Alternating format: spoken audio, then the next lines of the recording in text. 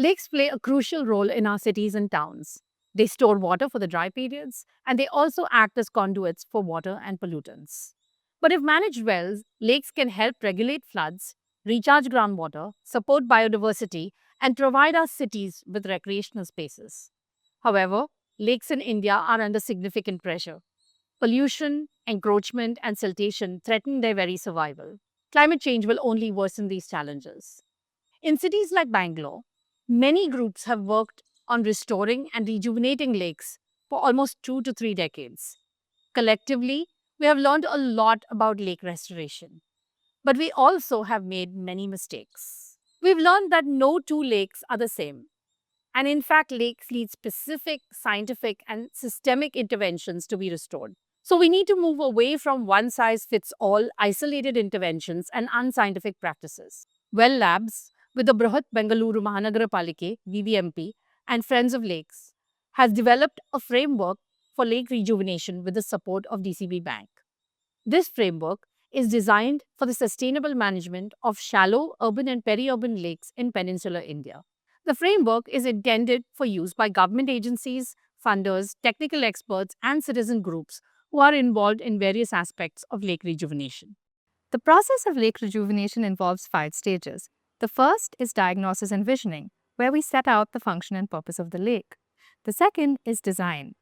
The third is implementation, and the fourth is operation and maintenance. And the fifth is monitoring and evaluation. In this video, we will elaborate on the first critical stage of lake rejuvenation, where we determine the function and purpose of a lake, diagnosis and visioning. A lake is a common pool resource, and that is wherein not only the people those who are sitting around the lake, but also people those who are far away from the lake also will be benefited or will be affected. And that is wherein a shared vision between the people, that is the catchment area people and the command area people, all the people who are staying around the lake, or even people those who are beneficiaries or affected by the lake, also need to be taken into account. Apart from that one, a vision as to how the lake should be between the citizens, between the stakeholders, and then the government, which is managing the lakes across India in most parts, that also needs to be taken into account. Lake diagnosis and visioning is a collaborative, data-driven process that integrates scientific assessment with community aspirations. It is the necessary first stage for anyone to restore a lake well. Lake diagnosis and visioning consist of 5 structured steps, each designed to create a sustainable and functional vision for the lake. So, what are these 5 steps? We start with risk analysis. Let's start by looking at the bigger picture. A lake doesn't exist in isolation. It's part of a larger water catchment system that can face multiple challenges. The area and the people around the lake could experience different challenges. People might be facing routine or occasional flooding. There might be a scarcity of drinking water, especially groundwater that so many urban residents depend upon. The area could be losing its remaining biodiversity or could lack any meaningful public and social spaces.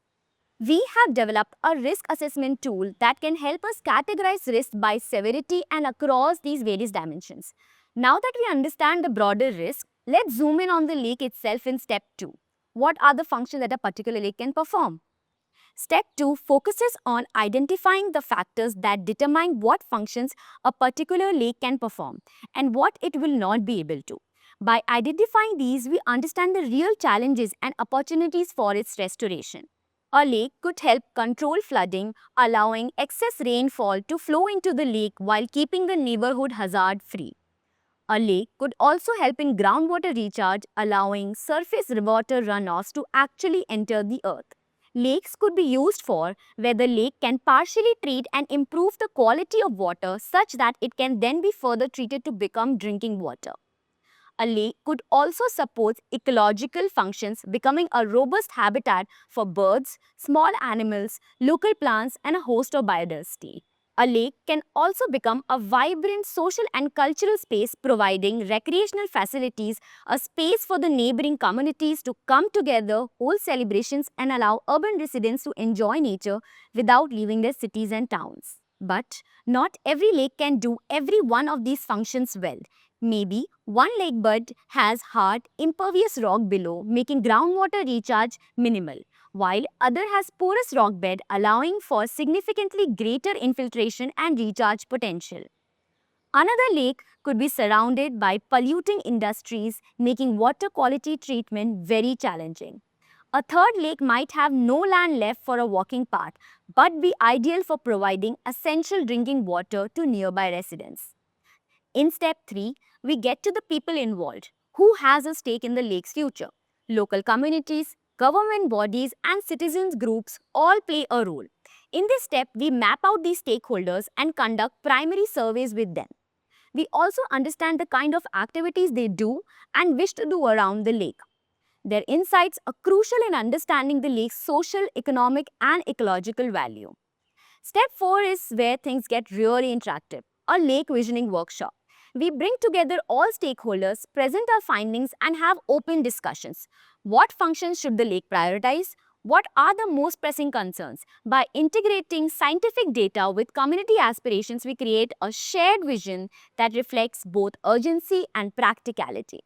The final step is synthesis, where we put everything we have learned in steps 1 through 4 into a lake visioning document.